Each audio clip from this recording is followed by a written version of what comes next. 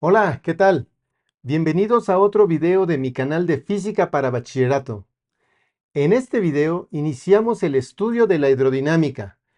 Veremos los conceptos básicos como la definición de gasto volumétrico o caudal y su relación con la forma o geometría del conducto por el que se mueve el fluido, lo que conduce a la ecuación de continuidad.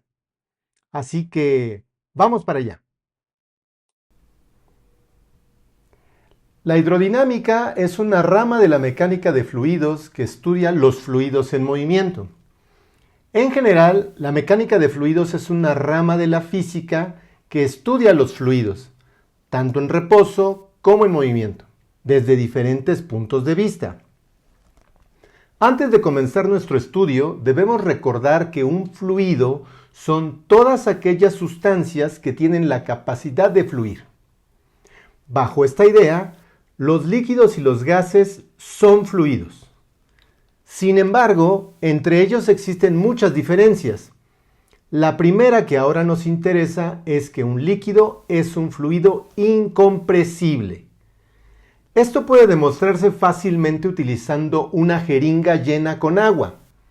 Al presionar el líquido, como se observa en la figura, no se va a poder comprimir el líquido. En cambio, si llenamos la jeringa con aire y presionamos fácilmente, se puede comprimir. Por esto, se dice que los líquidos son incompresibles, mientras que los gases son compresibles. Debido a que los líquidos son incompresibles, son más fáciles de utilizar como ejemplo cuando se comienza el estudio de la hidrodinámica. Trabajar con gases en movimiento cuando uno comienza a estudiar hidrodinámica puede ser sumamente complicado. Hay que evitarlo. Entonces pensemos en un líquido que se mueve. Existen varias condiciones a tomar en cuenta cuando un líquido se mueve. Algunas asociadas al propio líquido, como su densidad o su viscosidad, y otras asociadas al propio movimiento. Por ejemplo, si el flujo es laminar o turbulento, y otras asociadas al conducto por el que fluye el líquido. Por ejemplo, si se mueve a través de un canal abierto o por una tubería.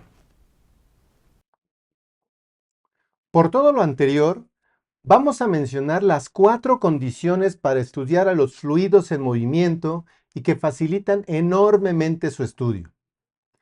En primer lugar, que el fluido es incompresible, es decir, que se trata de líquidos que no modifican su volumen debido a la presión a la que sean sometidos.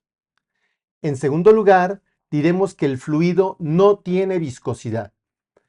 Esto lo que quiere decir es que el líquido se mueve sin adherirse o pegarse a las paredes del conducto por el que se mueve.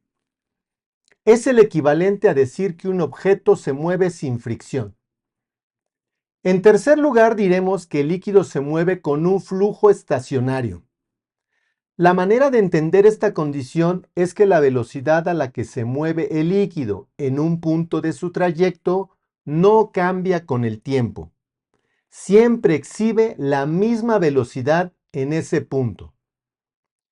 Finalmente, la condición de flujo irrotacional implica que el líquido describe un flujo laminar, es decir, no hay turbulencias en el movimiento. Todas estas condiciones facilitan enormemente el estudio de un líquido en movimiento. Por supuesto que un líquido tiene viscosidad y en su movimiento se generarán turbulencias, pero esas complejidades no se incluyen cuando uno comienza a estudiar hidrodinámica. Se dejan para cursos superiores de ingeniería. Ahora bien, todas estas condiciones están cimentadas en 2 pilares fundamentales.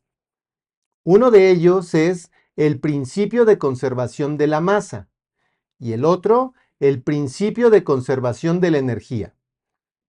Estos 2 principios son los que nos darán herramientas para describir el movimiento de un fluido. Comencemos con el concepto de gasto volumétrico o caudal. Supongamos que circula un líquido por una tubería de sección transversal circular. Podemos decir cuánto volumen de ese líquido circula por la tubería en un determinado tiempo. A esa cantidad se le llama gasto volumétrico o caudal y se define como el cociente entre el volumen del fluido que circula por el conducto y el tiempo en que realiza ese recorrido. La expresión es Q igual a V sobre T, donde Q mayúscula es el gasto medido en metros cúbicos sobre segundo. La V mayúscula es el volumen de líquido desplazado expresado en metros cúbicos. Y la T minúscula es el tiempo en segundos. Como se pueden dar cuenta, estas unidades son del sistema internacional. Existen muchas otras unidades para el volumen, para el tiempo y para el gasto que pueden utilizarse. Ahora bien, vamos a relacionar el volumen que fluye por la tubería con sus características geométricas. Supongamos que identificamos la cantidad de volumen que fluye por la tubería empleando unas marcas aquí y acá, sobre una parte de la tubería que representan una distancia d. Como conocemos la sección transversal de la tubería, que es por lo general circular, entonces el volumen que fluye está dado por volumen igual al área por la distancia. Utilizando la definición de gasto, vemos que el volumen lo podemos reemplazar por el producto del área transversal, por distancia, dividido entre el tiempo requerido para que se mueva ese volumen de líquido. Nos damos cuenta de que la división entre distancia recorrida del fluido y el tiempo requerido corresponde a la velocidad con la que se mueve el líquido en ese punto, por lo que la definición de caudal o gasto volumétrico ahora queda expresada como Q igual al producto área transversal por la velocidad del fluido, donde nuevamente podemos utilizar unidades del sistema internacional u otras. Veamos un ejemplo. Mediante una toma de agua, una cubeta de 20 litros se llena en aproximadamente 1 minuto y medio, 1.5 minutos. Inciso A. ¿Cuál es el gasto caudal de agua de esa llave? Inciso B. ¿Qué volumen de agua habrá circulado por la llave durante 30 minutos?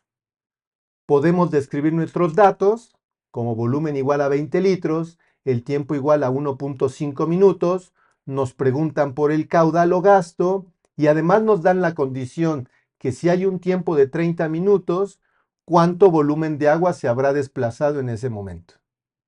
Entonces podemos plantear la solución empleando la definición de gasto. Q igual a volumen entre tiempo, simplemente sustituimos valores, 20 litros entre 1.5 minutos y obtenemos un caudal de 13.33 litros sobre minuto. Para conocer el volumen de agua que habrá circulado por la llave durante 30 minutos, utilizamos precisamente este valor de gasto que acabamos de calcular. De la expresión Q igual a volumen entre tiempo, despejamos el volumen B y obtenemos que el volumen que habrá circulado es igual al gasto multiplicado por el tiempo. Sustituimos valores y obtenemos que el volumen será 400 litros. Podemos resolver el problema utilizando unidades del sistema internacional. Esto implica que en lugar de litros utilizaremos metros cúbicos y en lugar de minutos usaremos segundos. Las equivalencias pueden consultarse en cualquier tabla de equivalencias o googlearlas. Basta recordar que un metro cúbico es igual a 1000 litros y que un minuto tiene 60 segundos.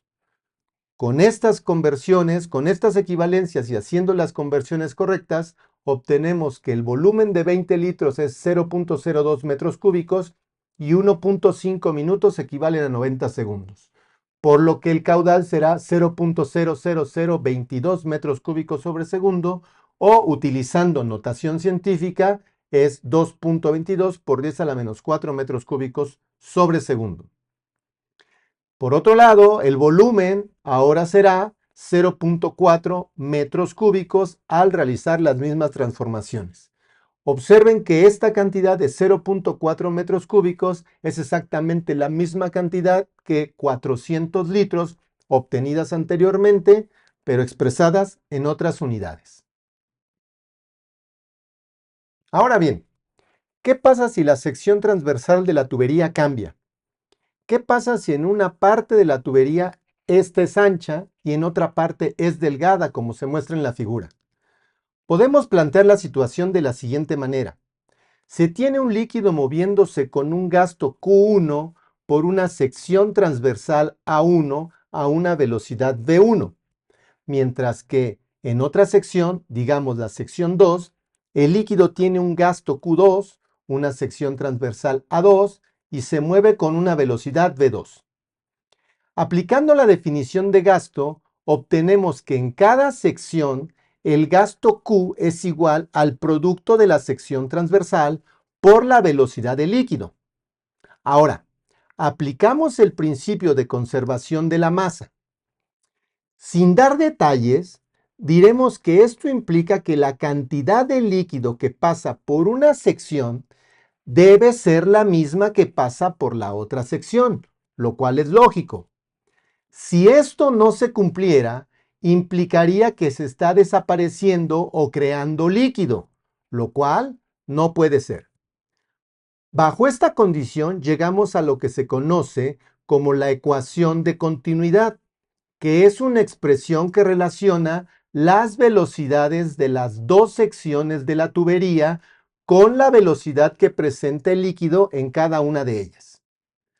Dos apuntes importantes. Primero, a partir de esta expresión, se comprende que en la sección delgada de la tubería el líquido debe moverse más rápido, es decir, con mayor velocidad que en la sección ancha.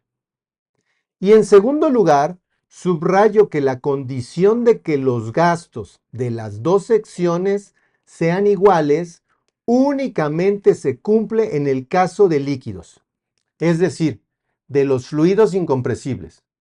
Un gas fluyendo por una tubería puede tener dos gastos diferentes, justamente porque es más fácil comprimirlo. Pero para los líquidos, esta ecuación de continuidad es verdadera.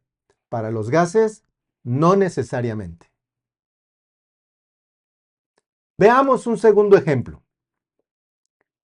Una tubería por la que circula un líquido tiene dos secciones transversales distintas, como se muestra en la figura.